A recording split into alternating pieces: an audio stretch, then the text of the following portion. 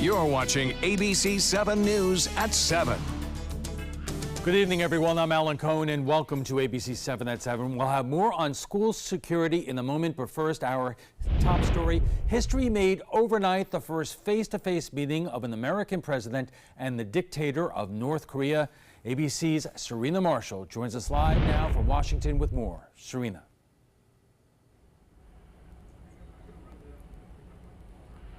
Good afternoon. President Trump is on his way back to D.C. from Singapore, and he's tweeted that it was a truly amazing visit and a great success. Both leaders are saying this is a new chapter, but Republicans and Democrats on Capitol Hill warn the key will be actions, not just words. It was a short meeting, but a historic handshake.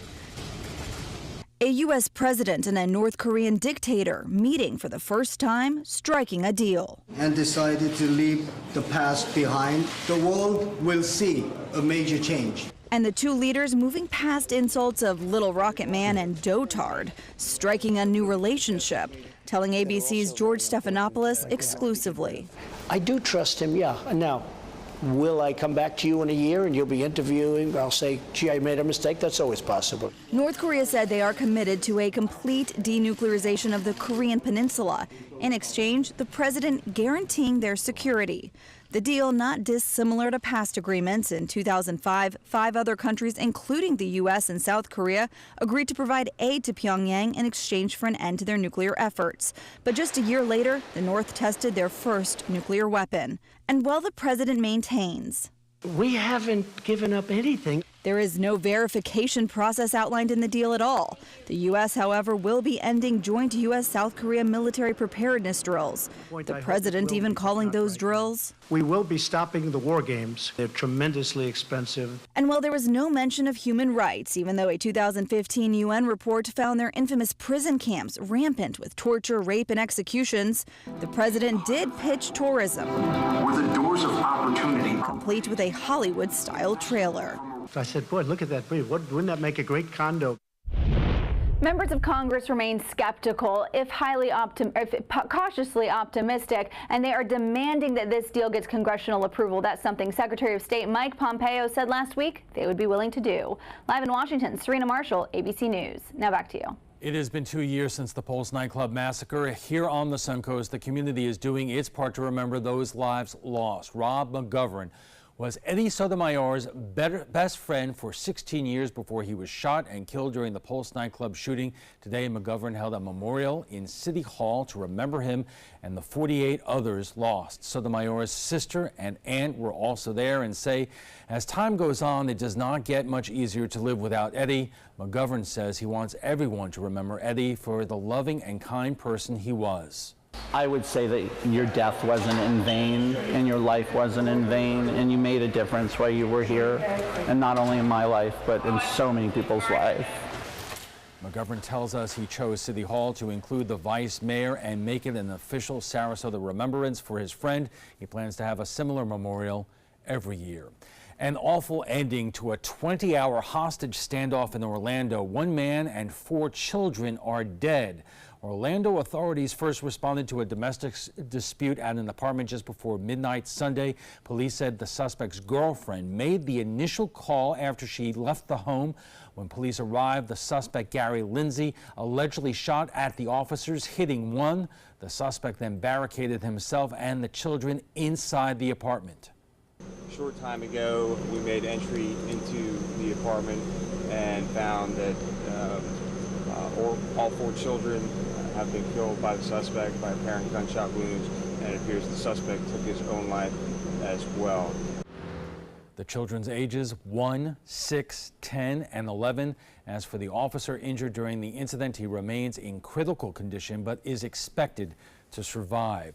Florida businesses have a new way to prepare for and react to natural disasters like hurricanes. The Florida Department of Economic Opportunity has created the website floridadisaster.biz, which has information on preparing a business in advance of a storm, as well as where to look for help if your shop has been damaged during a disaster. This includes links to short-term loan programs, damage surveys, and local emergency contacts. We've seen after Hermine, after Matthew, after Irma, the faster businesses are able to get up and running and open their doors, the faster communities come back to normal.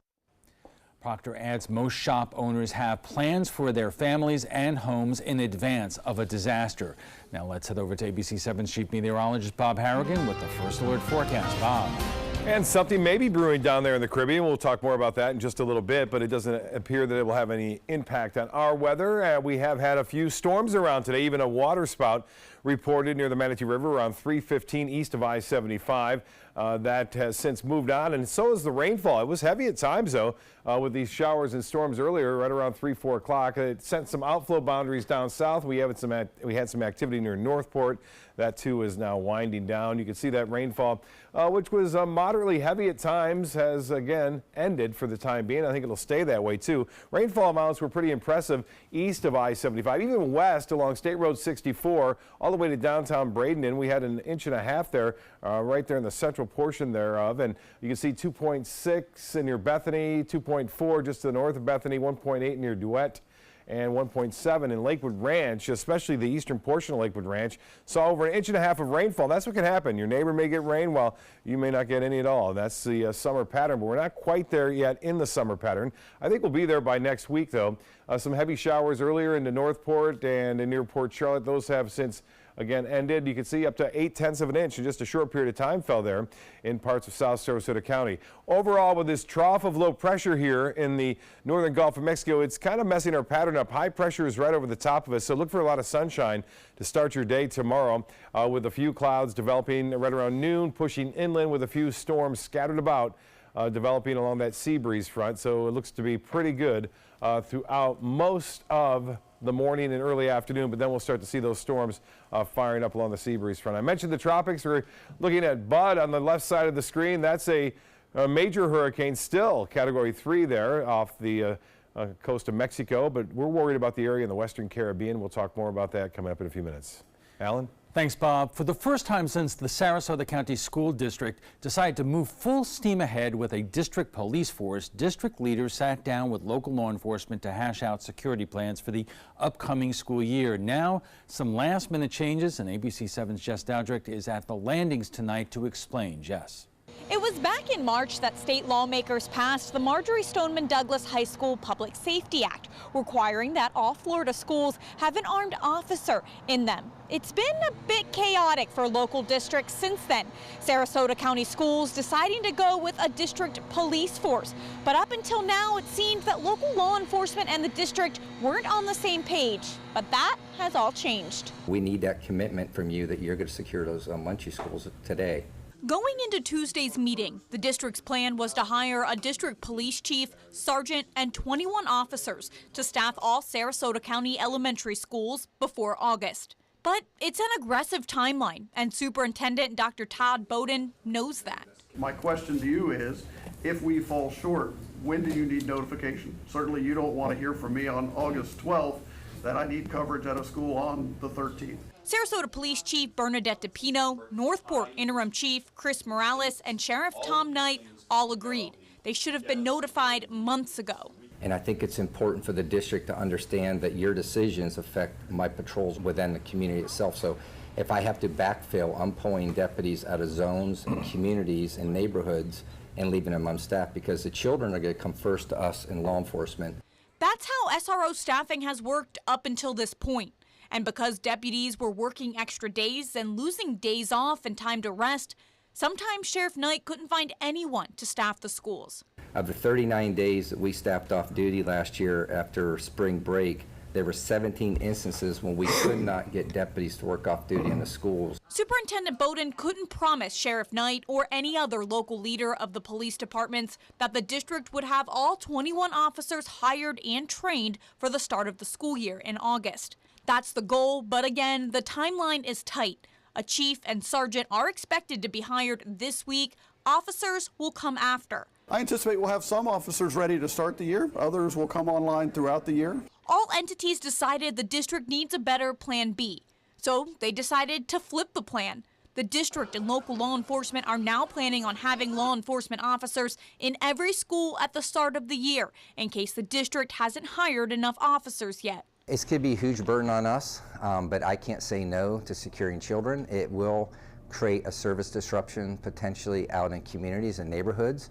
When you take a green and white car out of a neighborhood and put it on a school campus, you're losing that level of service. Then, if district officers are ready, they'll take over for local law enforcement.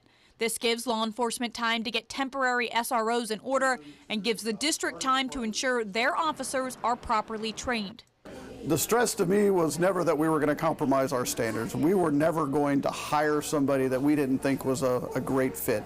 It was the what-if scenario. What I didn't want to do is to call the sheriff on the 7th of August and say, hey, I need you to cover a school on the 13th. I didn't think that was fair to him.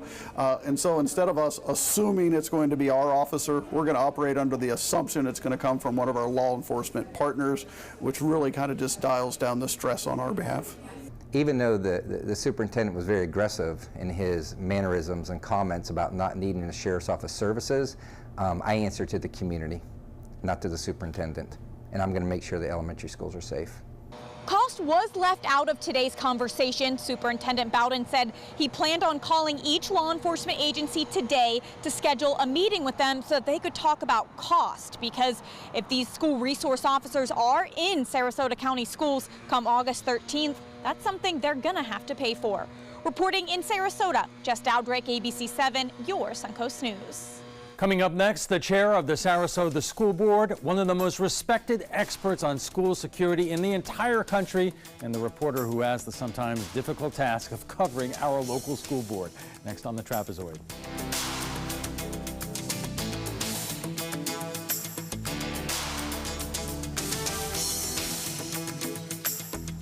The thought of my sons growing up without me inspired me to quit smoking. I talked to my doctors, and then I threw away all my cigarettes, ashtrays, and lighters. I started exercising instead of smoking. Letting my friends online know I was quitting kept me on track. Staying away from alcohol when I was first quitting was key. I kept on trying, learned something each time. Do whatever it takes. No matter how many times it takes. We did it.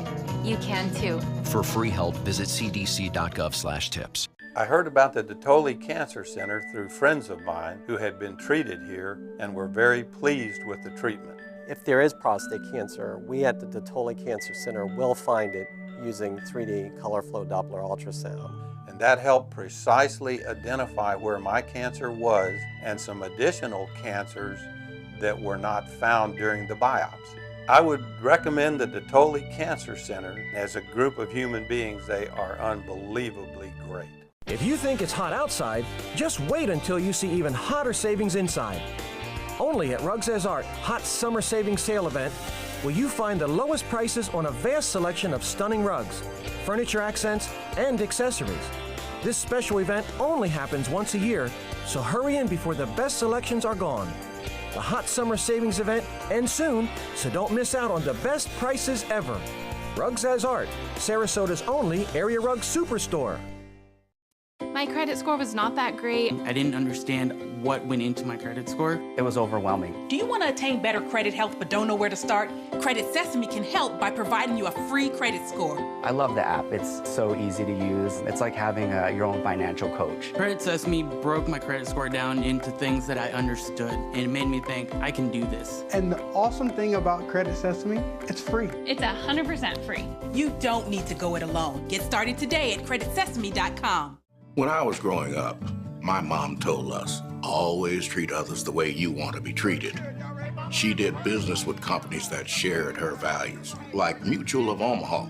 She had a guaranteed whole life insurance policy through United of Omaha Life Insurance Company, a Mutual of Omaha company. When my mother passed away, her United of Omaha policy helped cover her funeral expenses and bills, and they had money on its way to us within 24 hours. United of Omaha is here to take care of you. When you call the number on your screen, we'll help find the right policy for you. If you're between 45 and 85, you can get coverage up to $25,000 with no medical exam. Call us right now at the number on your screen. Now I know I'll be taking care of my family, even after I'm gone. United of Omaha guaranteed whole life insurance. Call or go online now. Be there for their future. Welcome back. No other issue has dominated the time of the Sarasota School Board or has been this contentious in a very long time. It's only the safety of our children on the line, after all. In the aftermath of the Parkland massacre, where 17 students and staff died, the Florida legislature required a school resource officer in every school K to 12. What the legislature failed to do, of course, is pay for it. Now communities across Florida are struggling to figure that out. The debate in Sarasota has been contentious, to say the least. The sheriff says he doesn't have the budget, tempers flared. The school board finally deciding it will create its own police force, but it's unlikely it could be up and running and staffed by the first day of school. Today, all parties did what they have found difficult to do the last few weeks. They talked. And coming up in just a moment will be Bridget Ziegler, the chair of the Sarasota School Board, Kurt Lavarello, the executive director of the School Safety Advocacy Council, and Elizabeth DeGenis, the education reporter for the Herald Tribune. But first, let's get a check on our first look weather with Bob Hammond. Bob. Thanks, Alan. Right now, this is the Lakewood Ranch webcam. We're going to show you the time lapse from 2 o'clock this afternoon. Nice day, and then early afternoon, we started to see the clouds roll in and even some heavy rainfall, especially East Lakewood Ranch, where it came down pretty heavy, over 1.5 inches, estimates from the Doppler radar site. Now the rain is gone, and we did have some nice shots again sent in to us. This one from St. Petersburg. Genevieve Judge getting this double rainbow. She must be going to the game tonight. It looks like a nice double rainbow there. The first one obviously much stronger, and it's always the opposite colors and the opposite patterns on the double rainbow. What does it all mean? Well, it means we had some rain around today, and we also had this water spout. Very impressive looking shot here from Warren, getting this looking toward the Manatee River in East Bradenton, and that's a very thin water spout. And that happens occasionally. And another water spout, Khalib getting this one. Appreciate all those photos. Send in the pics at mysuncoast.com and all the connections as well on into our social media. Well, the satellite IR imagery showing a little disturbance still hanging on here, not allowing our high pressure ridge to set up east of the Carolinas, which typically brings those storms back toward the Sun Coast, and they become a little bit more intense and a little bit more widespread. That hasn't happened yet. We're not into our summer pattern quite yet. I think we'll be there by next week, though. You can see that rain hanging on this morning, still indicating there's a little bit of a weak upper air disturbance there. We still have the sea breeze front. Most of the storms along the east coast now. All the rain here along the Sun Coast is for the most part over, but it was pretty heavy at one point into Parrish and just southeast of Parrish near Bethany. Also Duet getting some pretty heavy rainfall. There's the Lakewood Ranch rain that came down. And then most of the rain over. Northport then did kick off a few showers with the outflow boundary from those storms around earlier.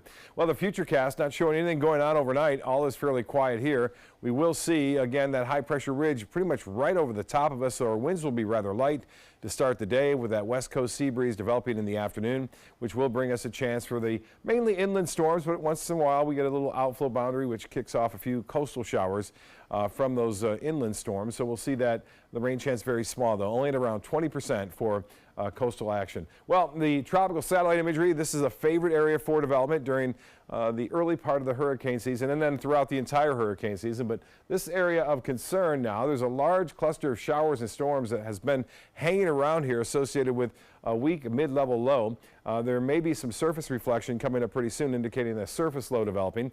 And it's not going to have much chance to develop, however. As it moves off to the northwest, it will interact with land, and that always inhibits storms from developing. The chance from the Hurricane Center giving it only a 20% chance of developing over the next 5 days. The best chance will be here in the southwest Gulf of Mexico, and even that doesn't have much time to develop as it will move toward the northwest. Well, currently at the airport, skies have cleared somewhat. We have some high clouds around 86 degrees. Should be a nice sunset tonight. Humidity is pretty comfortable now, 61%. We have some rain-cooled air that has moved in, winds out of the north-northwest, and no rain officially at the airport. However, as I showed you earlier, some areas getting nearly 2 inches of rain. The high today was right at the average, and so was the low. You don't see that very often, but we were at 89 today for a high, and the low was at 73 degrees. Well, here is the beach and boating forecast for boats tomorrow. Not a problem for the seas. We'll be running 2 feet or less with a light chop in the bays and inland waters. High temperatures staying close to seasonal averages. Doesn't change much there, but we will see little variations of rain chances, a little bit more for some scattered activity on Wednesday. And then again on Saturday, it's not going to be a washout, though, for the weekend. We'll see a few storms around. And look out, the lightning will be with some of those storms. Alan will be back with his guests right after this. Stick around. Florida Studio Theater presents Always Patsy Cline, now held over due to popular demand. A tuneful and memorable tribute, Patsy Cline's rise to legendary stardom is told through the eyes of her biggest fan. Featuring such hit songs as Walkin' After Midnight, I Fall to Pieces, Crazy, and many more you know and love. Critics are calling Always Patsy Cline warm and genuine and engaging. Audiences calling it outstanding. Always Patsy Cline is now playing. Tickets can be purchased by calling 941-366-9000 or by visiting floridastudiotheater.org. My name is Haley. I have Fragile X syndrome. I work with Chartwells at Einstein's and FAU. I like being up front and interacting with students. The students are very nice and very hungry. Having a job is a big ticket for independence. Hi, this is Dan Marino. When your business recruits people with disabilities, everybody wins. To find out how, go to disabilitieswork.employflorida.com. That is a pretty good breakfast. You're not even eating. Not hungry. No? Why not? What's up? Kath and I knew that Jenny had been partying a bit. Found out she tried heroin.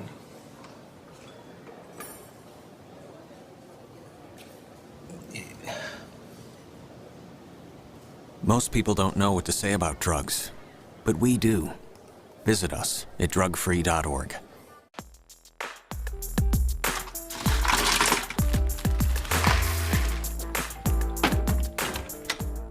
Thank you.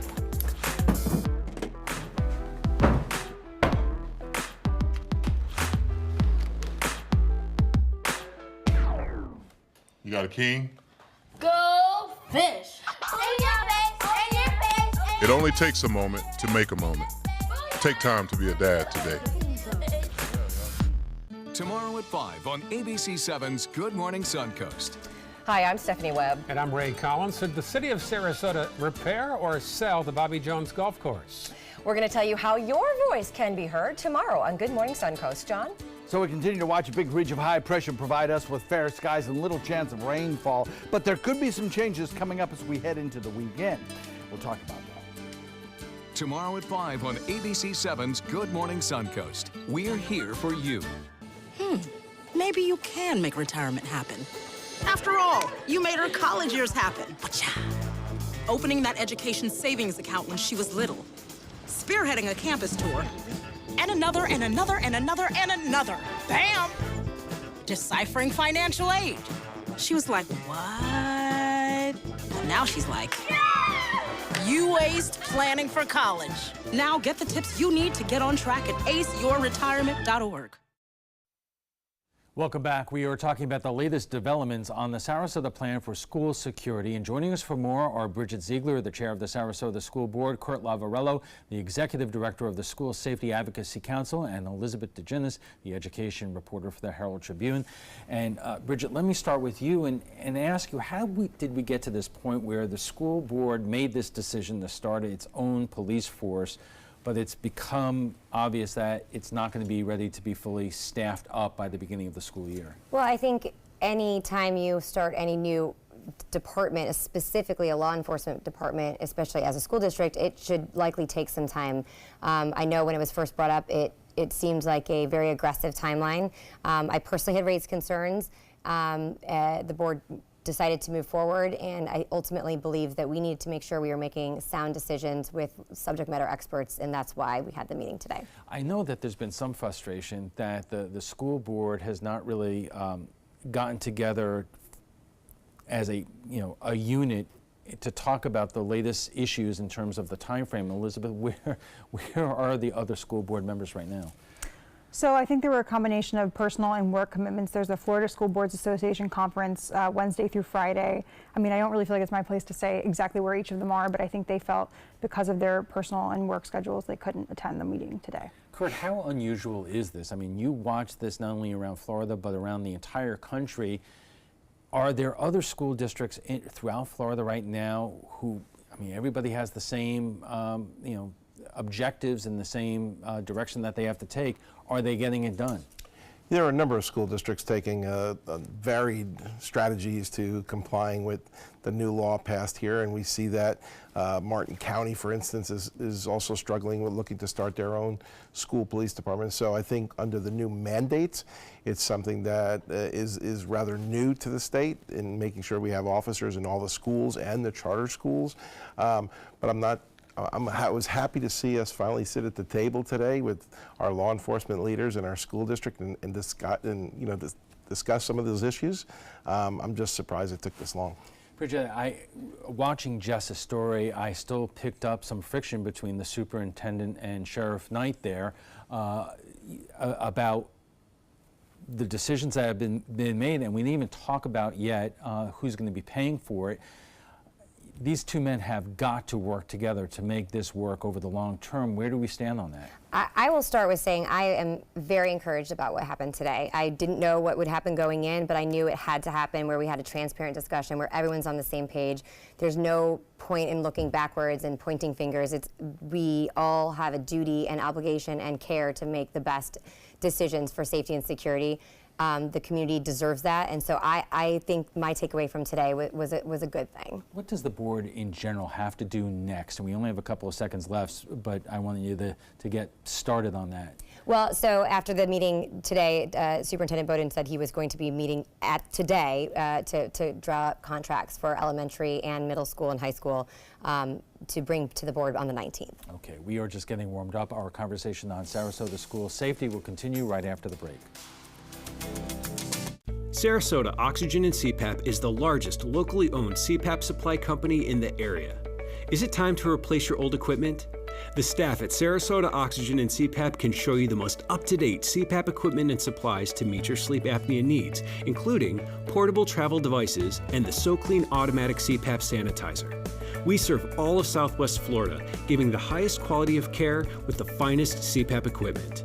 Please visit our website, sarasotacpap.com. The following message is brought to you by Mesobook.com. People who have been diagnosed with mesothelioma have many questions. How did I get this disease? What are my treatment options? How will this affect my loved ones? You need answers, which is why we offer a free book written by medical professionals who have treated mesothelioma. Call toll-free at 1-800-777-1366 or go to mesobook.com. My credit score was not that great. I didn't understand what went into my credit score. It was overwhelming. Do you want to attain better credit health but don't know where to start? Credit Sesame can help by providing you a free credit score. I love the app. It's so easy to use. It's like having your own financial coach. Credit Sesame broke my credit score down into things that I understood, and it made me think, I can do this. And the awesome thing about Credit Sesame, it's free. It's 100% free. You don't need to go it alone. Get started today at creditsesame.com. When it comes to drinking, what do you think moderation is? The U.S. Dietary Guidelines define moderation as up to 1 drink a day for women and up to 2 drinks a day for men. So what's a drink? The guidelines say a drink equals 12 ounces of beer, 5 ounces of wine, or a cocktail with 1.5 ounces of distilled spirits. Each contains the same amount of alcohol. Like to learn more? Visit drinkinmoderation.org. There was this big bruise on my friend's face. I didn't want to see it. I didn't want to think her own nephew could have hit her. I didn't want to see it. My mother's bank account was emptied, and a caregiver had taken control of it. I didn't want to see it. My father's refrigerator. There was hardly anything in it. That's unusual for him. It's tough to see that a senior citizen is being abused, physically, emotionally, sexually, or financially. Elder abuse is a crime. So see the signs. Stop the crimes.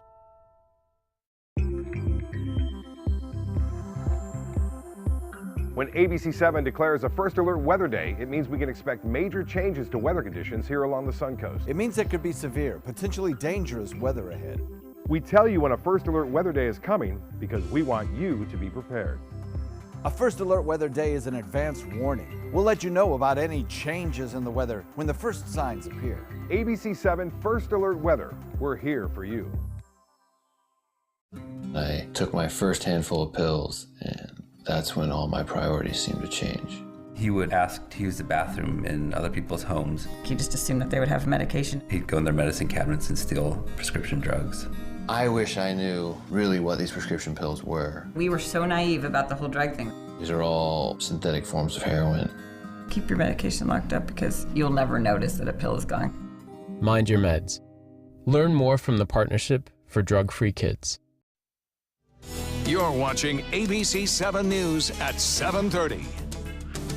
Welcome back. It hasn't been easy. It's been pretty darn contentious, in fact. The process of figuring out how to protect Sarasota schools in the aftermath of Parkland today, a big meeting. And joining us for more are Bridget Ziegler, the chair of the Sarasota School Board, Kurt Lavarello, the executive director of the School Safety Advocacy Council, and Elizabeth DeGenis, the education reporter for the Herald Tribune. And Bridget, I know you want to look forward, but I'm still trying to understand how we got to this point, because as Kurt is pointing out, a lot of schools that are also doing this right now, forced to be doing this right now, are laying their plans in terms of their own police departments out in stages and not trying to do it all at one time in a very tight deadline. Well, so a couple different things. I think I've talked to a lot of different board members around the state, and I think that the word force, all of us were in a state of reflection after Stoneman, after Parkland. I know even before the School Safety Act was passed and signed into law, Sarasota County was already taking action and figuring out what we need to do to keep our students and staff safe. But I think ultimately it came down to some miscommunication, and that's specifically. Well, I mean, you know what? And that was asked before. I didn't want to add to the miscommunication by pointing fingers as who's saying what have you. But there was elements that just didn't seem. They would contradict themselves. And when we're talking about something as important as not only safety and security of our students, but then building a new department, a law enforcement department within a school district without a real clear path, I thought it was not only prudent as a school board member, but for the community to sit around the table and figure out what our best path forward is and make sure we're all on the same page, because the implications are just far too great. Elizabeth, I don't know if you could answer this question, but I'm going to ask it anyway. The whole issue that we dealt with a few weeks ago in terms of the text messages and the insults, did that slow down the process in terms of getting this department going? I want to start by saying you're right. I mean, I'm hesitant to attribute any reasoning to anything because I can't speak for other people, obviously, but I think what I will say is I think that obviously kind of created the climate we were in when the internal police department was created. So I want to say the text messages came out between Sheriff Tom Knight and Eric Robinson about a week or two before the internal police department happened. And I think that there was some mistrust among some board members and then the sheriff and the cost splitting aspect that then made the internal police department look like a more viable option, as well as the cost. It was a lower cost to the district than if they continue with SROs in all schools. All right, Kurt, you do this for a living. If the school board decided the direction was to form its own police department, what should have happened and what didn't happen? Well, you know, creating school district police departments is not something that is so uncommon across this country and now here in Florida. We see this all over and we see it roll out typically in stages, but what we saw today with this meeting is typically what happens at the very front of those discussions. So this meeting should have happened probably day 2 when they passed the resolution or the board decision to move forward with the police department, because what I saw today was a level of unpreparedness on behalf of the school district, not ready to move forward with what we had been told as residents that was going to be prepared and ready to go when school started. So now we're backtracking and we haven't got a solid foundation for a modified law enforcement agency. And that's troubling. Because we're not just talking about hiring police officers and the chief, we're talking about everything that supports that, including communications and evidence rooms and all that stuff. Absolutely. And I shared some tips with the superintendent and with other folks in the district early on the process, giving them about 15 points of things that you have to get done right now. What I heard today was we have a patch and we have Ford cars. That's the least of your worries when you're looking to start a police department, worrying about what type of cars you're going to drive. And I just want to add to that, because I know I understand that if you're looking backwards, there was definitely some polarization, some elements that happened that they are where they are. And to me, as a board chair, but also as a board member, it was so paramount, and I'm just very pleased that people came to the table with their solutions, check their egos as much as possible at the door to focus on what we need to do. Because had we not had this conversation, there would never been this realization that we are way over in our heads. Well, the other question that was unanswered today, but Jess referred to it in her story, is how is this going to be paid for? Because the sheriff said at the outset, the idea of putting a SRO in every single school, that he neither has the personnel or the budget to do so. So what's going to happen now?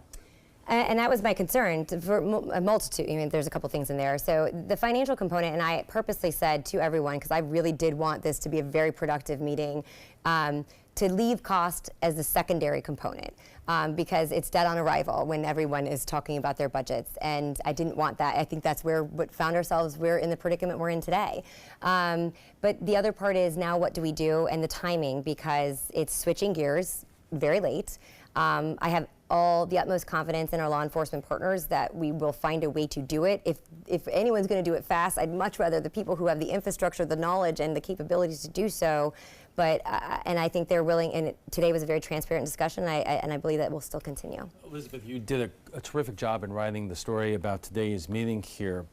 But one of the things that is also unanswered right now is the conversation, the back and forth between the superintendent and the sheriffs, in terms of the sheriff announcing a while back that he's going to hire his own SROs anyway at this point. And when he was asked directly, well, what are you training them for? Where are they going? He didn't seem to answer that question. So what I know now is that he had proposed originally to the school district that he wanted to have these lower cost deputies. He calls them SRD2s. He had opened the application process. That was prior to the board looking at this internal police department. So he has continued to accept applications. I don't know for sure that he has hired people for those positions. I think some of the contention has come that are those going to be some of the same applicants that could work for the district? Is that taking away from the pool for the district? So I mean, now if they look at having law enforcement, school resource officers in the schools at the beginning of the year, I mean, those SRD2s could now become some of those people. So I can't tell you what's going to happen. He did say they're being hired for a reason, but he didn't specify for what. Right, you're right. So I don't know, but I mean, since he didn't say at this meeting, it would be hard for me to say. I think that he had said he's going to ask the county to pay for them, and at this point I think has. And then I'm not sure, but now they could step into the place of the elementary school officers. And Kurt, so you have a number of agencies competing for the same set of aspiring police officers. You know, not only the school district, but the city it needs a bank of people, the sheriff's office.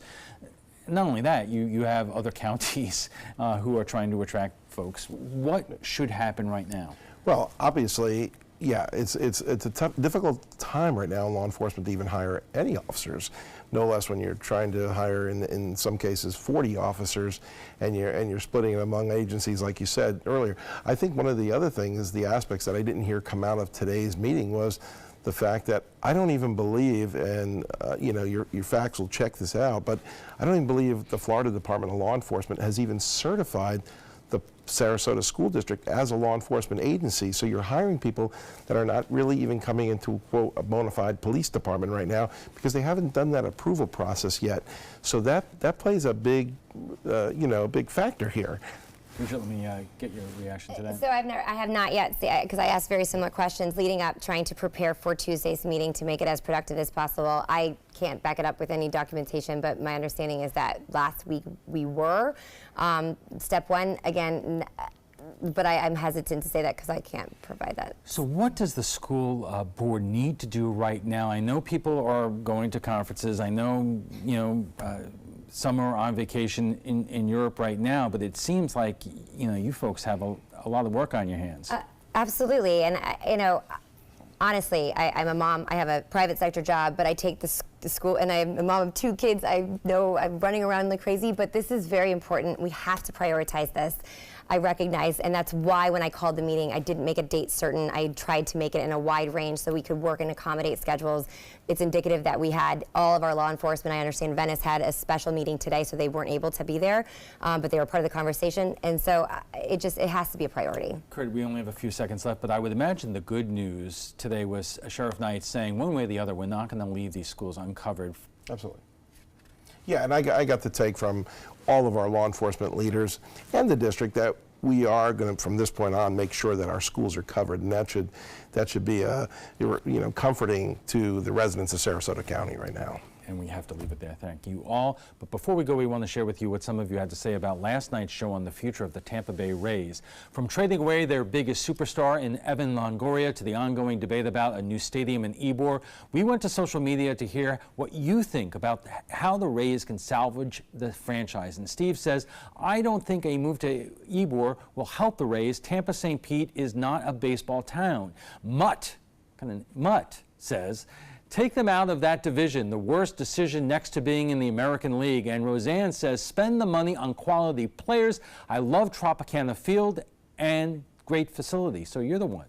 John says, all a ruse by the Rays. The team does not have anything close to the financial backing to move to Ybor. The team will eventually relocate to Las Vegas. Well, if you'd like to join the conversation on tonight's topic, just visit our Facebook page at facebook.com/mysuncoast.com.abc7. And FYI, you can watch past discussions on demand. They're available on Apple TV, Amazon Fire, and Roku. We want to thank our guests for being here tonight. Bridget Ziegler is the chair of the Sarasota School Board. Kurt Lavarello is the executive director of the School Safety Advocacy Council. And Elizabeth DeGinnis is the education reporter for the Herald Tribune. When we return, we'll be joined by ABC7 business correspondent Richard Stern, who will be here to discuss the stock market and how it could be impacted by the Singapore summit. So stay with us. If you're only hungry for a slice of apple pie, why buy the whole pie? And you certainly wouldn't want to pay for an all-you-can-eat buffet. So if you don't use your cell phone that much, why get charged for a plan that's too big or even an unlimited plan? Luckily, there's still a wireless company that shares your values. Welcome to Consumer Cellular.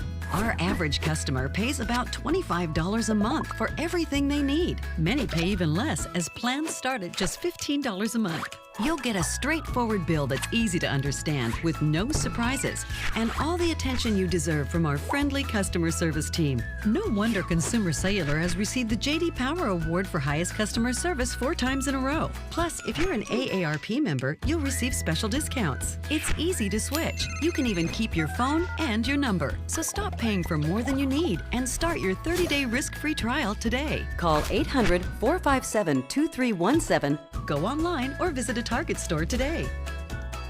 Florida Studio Theater presents Always Patsy Cline, now held over due to popular demand. A tuneful and memorable tribute, Patsy Cline's rise to legendary stardom is told through the eyes of her biggest fan. Featuring such hit songs as Walkin' After Midnight, I Fall to Pieces, Crazy, and many more you know and love. Critics are calling Always Patsy Cline warm and genuine and engaging. Audiences calling it outstanding.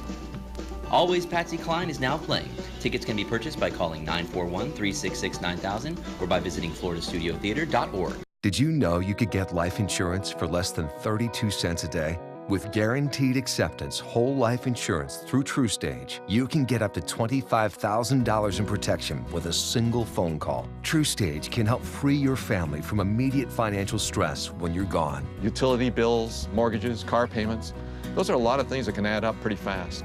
And even if you're on a fixed income, prices fit your budget, starting at less than 32 cents a day. Plus, your price will never increase and your benefit will never decrease. And with no medical tests or health questions, you cannot be turned down for any reason. Call 1-800-842-7189 now for a free, no-obligation quote. TrueStage offers plans to fit your budget. Help protect your family from immediate financial burdens after you're gone with guaranteed acceptance whole life insurance through TrueStage. Call 1-800-842-7189 now. My credit score was not that great. I didn't understand what went into my credit score. It was overwhelming. Do you want to attain better credit health but don't know where to start? Credit Sesame can help by providing you a free credit score. I love the app. It's so easy to use. It's like having your own financial coach. Credit Sesame broke my credit score down into things that I understood, and it made me think, I can do this. And the awesome thing about Credit Sesame, it's free. It's 100% free. You don't need to go it alone. Get started today at creditsesame.com. Welcome back. President Trump's meeting with Kim Jong-un is historic, but what implications could there be for Wall Street? Here to explain is ABC7's business correspondent Richard Stern. Are there implications for Wall Street, Richard? Well, if there are, they're very subtle, because Wall Street's response today really has been almost a non-response. I think perhaps the G7 meeting may have even bigger ramifications than this long-awaited summit in Singapore. Well, let's talk about these things separately. Sure. I would imagine if we're talking about possible nuclear confrontation with North Korea, that is not good for the market. So the fact that we are talking about peace is better news. No question about that. I mean, I don't know, you would recall just as well as I how many months ago it's been that we were on the verge of nuclear war. Now we've got them shaking hands and saying kumbaya.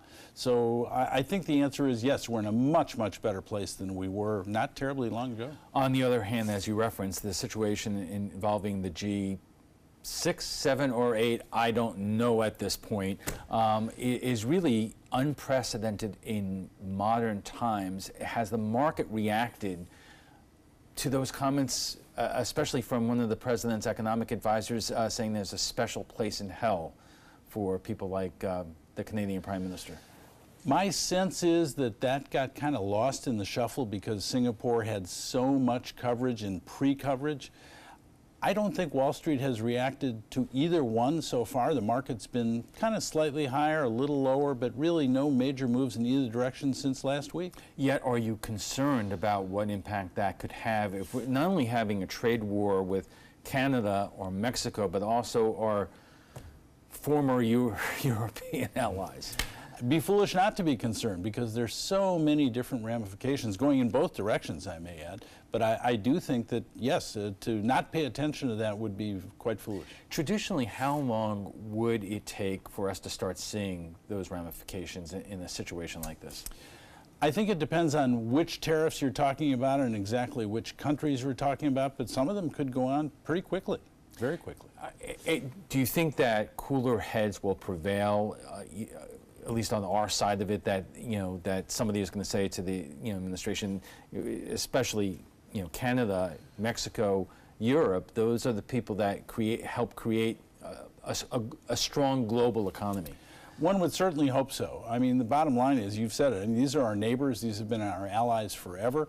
We are dealing with a president who seems to have his own way of going about things, but I would think that hopefully his underlings would say, Mr. President, this is not the way to go. We need to keep peace with our neighbors. Right, Richard, thank you very much. Richard Stern joins us every other Tuesday to discuss Wall Street and more. When we return, we'll have our primetime headlines. But right now, let's get the final check on our first alert forecast from Chief Meteorologist Bob Harrigan. Bob. Well, some excitement earlier, Alan. We had a water spout or a funnel cloud. It was over the Manatee River looking from Mill Creek in East Bradenton, sent in by Ken Carpenter. You see that quite clearly, that a funnel or possibly even water spout. It may have touched down briefly in the Manatee River. No damage associated with it, but pretty impressive. A lot of photos sent in as well. Appreciate all those. We have some of that video, the extended version, posted on mysuncoast.com if you want to check it out. Casey Key webcam. Away from the rain, close to the coast, you can see nice weather conditions again for area beaches up and down. The only problem has been, and it is a problem for folks who are having respiratory problems and also some fish kills, is the red tide. And it continues to be reported up and down the Suncoast near Siesta Key. We've had it near Venice Beach and down near Minnesota, as well as near Inglewood, all the way up into Manatee County near Longboat Pass, as well as the north end of Anna Maria. So people are reporting some problems with some of the irritations associated with that west wind bringing that red tide, at least the effects of it, on shore. And some fish kills have been reported with some of the red tide. And it doesn't take much to start to kill fish. In fact, you start to get into the medium category. That's, again, 100,000 to 1 million cells per liter. And you start to see that in the water samples. And there's been 33 of those samples showing either background to medium concentrations from Manatee County southward to Sarasota. Well, the satellite IR imagery showing just one cluster of storms kind of blowing up here earlier today. But boy, we had a lot of sunshine around this morning. And it looks like a pretty nice finish, too. Things are looking pretty good down there. Some moisture coming up from that disturbance down to our south should not have a big impact on our weather. It should stay down there throughout the day on Wednesday. Well, that rain was heavy at times. Now it's gone and not to be seen. But there's still some surface boundaries traveling around, and we may see 1 or 2 lone showers pop up here and there. But for the most part, everyone will stay dry tonight. As far as the futurecast goes, not showing much overnight. Skies will be generally fair. It looks like we'll start off the day sunny on Wednesday with Temperatures warming into the upper 80s, which is typical for this time of year. And only a slight chance for a few late-day storms. You'll see that sea breeze start to kick in around noon, and then a few isolated showers are possible with it as it moves off to the east in time, and then eventually it kind of hooks up with the east coast breeze. Well, down to our south, we continue to watch pretty active Western Caribbean Sea for the first month of June, and even into May we saw Alberto come out of there, but this is going to be a favorite area for development, I think, throughout the season for that matter, as a result of the near record cold water out in the Atlantic in the main development region. And in the southeast Pacific, boy, they're seeing a lot of storms pop up real quickly there. 2 major hurricanes in the course of just 1 week. We had Aletta and now we have Bud out there. That's going to cause some rain and maybe give some relief to the fires out in the western United States down the road. 86 right now. We have mostly fair skies, and the dew point has come down a little bit, so the rain cooled air moving on in. The pressure is still relatively high at 30.02 inches. A chance for a few late day showers. That rain chance not all that high. Otherwise, look for sunshine in the morning and a few clouds in the afternoon. Temperatures warming to seasonal averages right around 88, 89 degrees. And the southeast getting some storminess there due to that trough of low pressure, which is really disrupting our normal start to our afternoon and evening thunderstorm pattern. Now, as far as the boaters go, looks to be good tomorrow. Seas will be running 2 feet or less with a light chop out there. And the extended forecast does call for a slight chance for showers tomorrow afternoon. And then again, a little bit better on Wednesday. It tapers off again on Thursday and Friday at 30%. Weekend looks good. We'll see sunshine with a few showers and storms around, maybe a little closer to the coast on Saturday at 40%. And high temperatures right around 90 degrees. Alan will be back with PH right after this. Stick around. This is an important message for anyone with Medicare. You may be eligible for an all-in-one Medicare plan that combines hospital, medical, and prescription drug coverage together with extra benefits that may include dental, vision, hearing aids, and much more. Some of these plans have a $0 monthly premium regardless of your income. That's right. For one low plan premium, or in some cases a $0 premium, you may be able to get coverage for your hospital visits, doctor appointments, prescription drugs, routine dental care, eyeglasses and contact lenses, hearing aids, and possibly more. Today may be the first time you've heard about this type of Medicare plan. The advisors at the Medicare.com helpline are licensed insurance agents who will explain more when you call. Call now to see if you qualify. Call the number on your screen now. Call now to see if you qualify for these benefits. You worked hard for your Medicare. Now is the time for your Medicare to work hard for you. Not affiliated with or acting on behalf of any government agency or program. Did you know that a dirty CPAP system can make you sick? If you knew what could be growing in your mask and hose, it would keep you up at night. Now SoClean.com has released the world's first and only automated hands-free CPAP cleaner and sanitizer.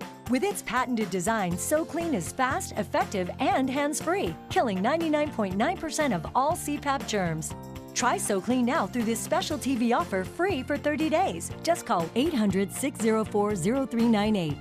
My health has improved. It's simple to use, and I'm not worried about infections. SoClean works on all CPAP machines and popular masks, destroying CPAP bacteria, viruses, and germs without the daily hassle of washing your system by hand. Just place your mask in, close the lid, and in just minutes, voila! Sanitized and ready to use. Try SoClean risk-free for 30 days. This is a limited time offer. Call now, 800-604-0398, or visit SoClean.com today. Iguanas only reproduce 1 month out of the year. That's because they suffer from erectile dysfunction. According to the Department of Homeland Security, what color represents the lowest threat level? Is Caucasian a color?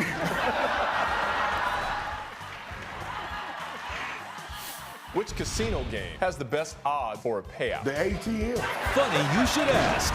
Weekdays at 4:30 and 11:30 on ABC7. Soldiers in the Army National Guard serve to give back to their country and communities. Their part-time commitment qualifies them for an array of benefits, such as affordable health and life insurance benefits, education benefits, including tuition assistance, student loan repayment and GI Bill programs, a retirement plan based on part-time service, and VA home mortgages. Visit NationalGuard.com to learn more about all the benefits available in the Army National Guard.